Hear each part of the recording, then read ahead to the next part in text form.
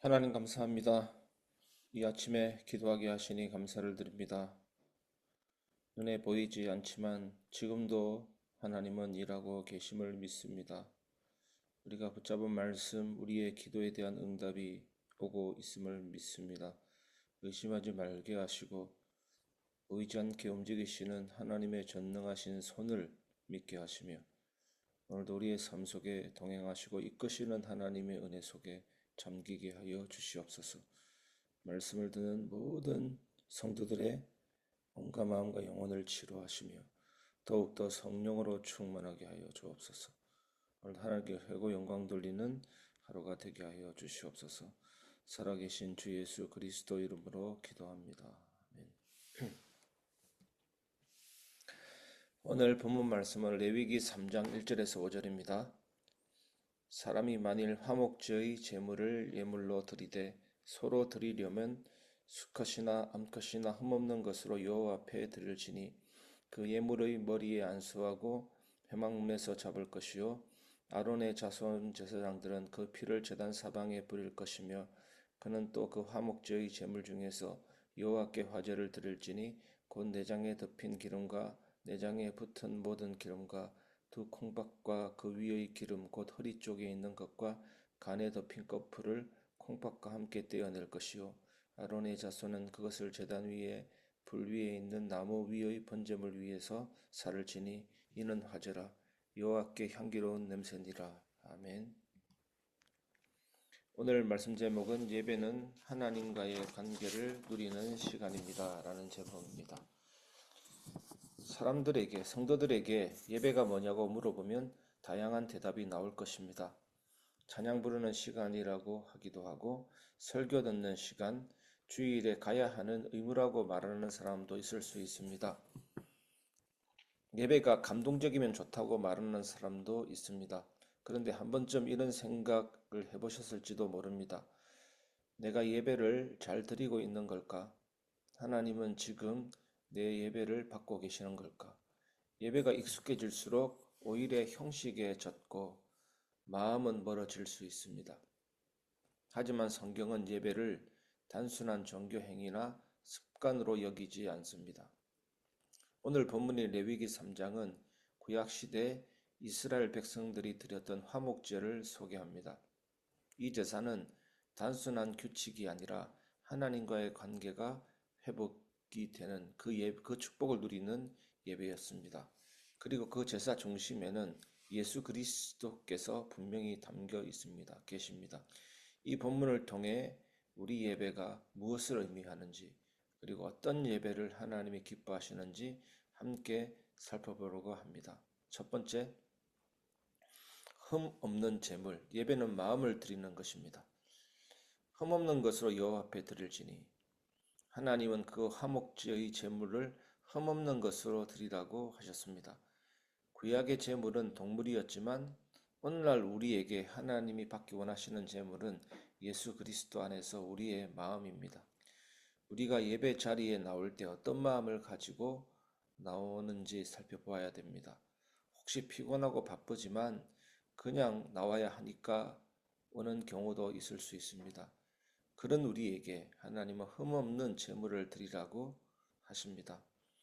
하지만 이 말은 완벽해야만 예배 드릴 수 있다라는 뜻이 아닙니다. 하나님은 우리의 완벽함보다 진실함을 원하십니다. 예수님은 흠없으신 하나님의 어린 양이셨습니다. 우리는 그 예수님을 통해 이미 하나님 앞에 받아들여졌습니다. 그러니 우리의 예배는 억지로가 아니라 감사함으로, 형식이 아니라 진심으로 드려야 됩니다. 가인과 아벨의 예배의 함량받고 안 받고의 차이가 바로 여기서 나타나는 것입니다. 성도 여러분, 예배는 하나님께 마음을 내어드리는 자리입니다. 우리 교회가 형식적 예배가 아닌 진심이 담긴 예배 공동체가 되기를 진심으로 바랍니다. 두 번째, 제물 위에 뿌려라, 피를 뿌려라. 예배는 예수의 피를 의지하는 것입니다. 그 피를 제단 사방에 뿌릴 것이며 화목제를 드릴 때 피를 제단 사방에 뿌리는 장면은 다소 낯설게 여겨질 수도 있습니다. 하지만 이것은 굉장히 중요한 상징이었습니다.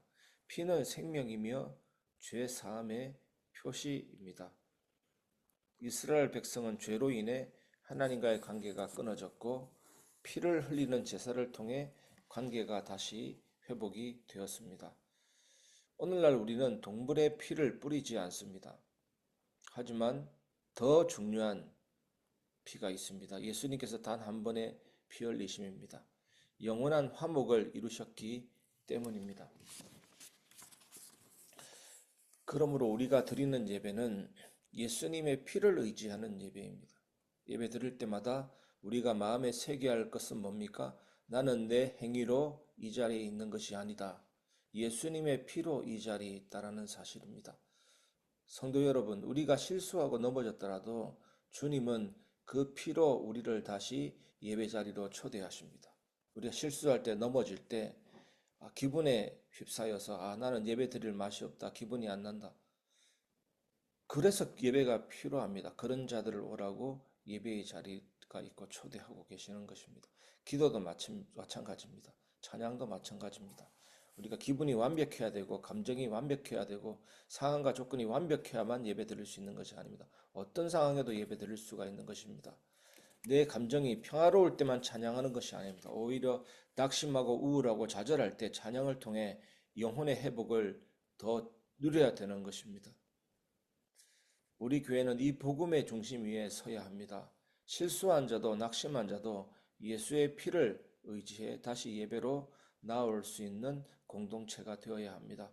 세 번째, 여호와께 향기로운 냄새니라. 예배는 하나님이 기뻐 받으시는 만남입니다. 오늘 본문에 보면 이는 화제라 여호와께 향기로운 냄새니라. 하나님은 그 제물을 향기로운 냄새라고 말씀하십니다. 왜일까요, 여러분? 짐승이 죽고 고기가 태워지고 그 기름이 태워지는데 기름 냄새 때문에 하나님이 향기로운 냄새를 맡으셨을까요? 아닙니다. 하나님은 자기 백성과의 관계 회복 자체를 기뻐하셨기 때문입니다. 여러분도 그렇지 않습니까? 누군가와 오해가 풀리고 다시 웃으며 이야기할 때 기쁨이 있습니다. 마찬가지로 하나님은 우리와의 관계가 회복될 때 가장 기뻐하십니다. 그리고 그 만남이 예배입니다. 그러니까 회개와 믿음이 얼마나 중요합니까?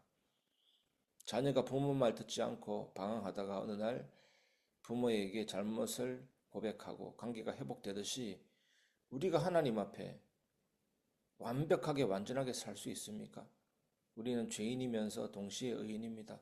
날마다 회개와 믿음으로 하나님과의 관계가 회복이 될 때 하나님은 가장 기뻐하십니다. 오늘 하나님이 기뻐하시는 여러분 삶에 펼쳐지시기를 주님의 이름으로 축원합니다. 여러분의 예배가 하나님께 어떤 냄새로 올라가고 있습니까? 억지로 드려진 냄새입니까? 쥐어짜는 냄새입니까?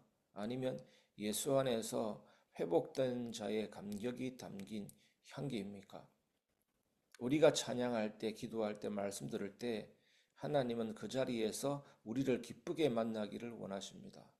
그러니까 여러분, 우리가 예배를 드릴 때 해야 하니까가 아니라 드리는 일이어야 하니까가 아니라 하나님을 만나는 시간이다. 내 아버지를 기쁘게 해드리는 시간이다. 라는 것을 기억하시기 바랍니다. 이런 예배가 반복이 될 때 우리 교회는 점점 더 은혜가 머무는 장소가 될 것입니다. 여러분이 예배를 통해 하나님을 만나는 기쁨이 있기를 바랍니다. 말씀을 마무리하겠습니다. 예배는 하나님과 화목을 누리는 은혜의 자리입니다. 레위기 3장의 화목제는 단순한 규칙이 아니라 무엇입니까? 하나님과의 관계 회복을 누리는 기쁨의 예배입니다. 화목제가. 이 제사는 예수 그리스도를 통해 온전히 성취되었습니다. 우리는 이제 예수님의 흠 없으심을 힘입어 그분의 피를 의지하여 하나님의 기뻐하시는 향기로운 예배를 드릴 수 있습니다. 사랑하는 성도 여러분, 우리가 하나님과 다시 연결되는 시간이 예배입니다. 지친 삶에서 다시 숨을 쉬고 내 죄를 용서받고 주님의 품에 안기는 시간입니다. 예배를 통해서 하나님과의 화목을 누리십시오. 그리고 그 화목이 여러분의 일상 속으로 흘러가게 하십시오. 가정에서, 직장에서, 공동체 속에서 예배자로 살아가는 여러분 되시기를 주님의 이름으로 축원합니다.